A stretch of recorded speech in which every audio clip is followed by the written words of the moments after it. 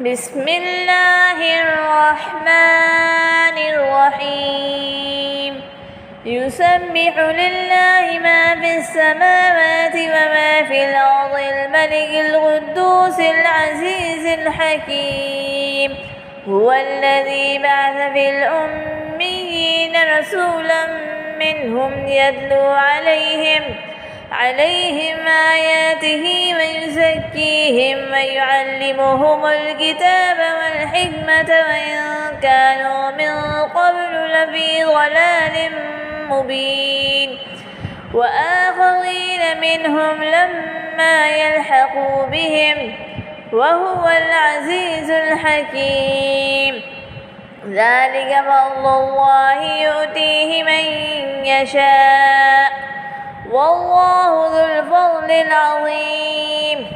مثل الذين حملوا التوراة ثم لم يحملوها كمثل الحمار يحمل أسفارا بئس مثل القوم الذين كذبوا بآيات الله والله لا يهدي القوم الظالمين قل يا أيها الذين هادوا إن زعمتم أنكم أولياء لله من دون الناس فتمنوا الموت إن كنتم صادقين ولا يتمنونه أبدا بما قدمت أيديهم والله عليم بالظالمين قل إن الموت الذي تفرون منه فإنه ملاقيكم ثم تردون إلى عالم الغيب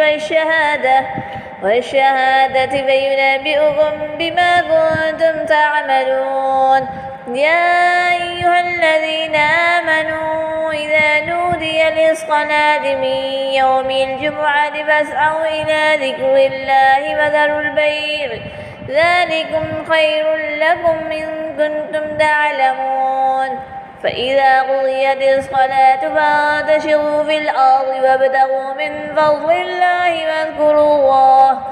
واذكروا الله كثيرا لعلكم تفلحون وإذا رأوا تجارة أو لهوا انفضوا إليها وتركوك قائما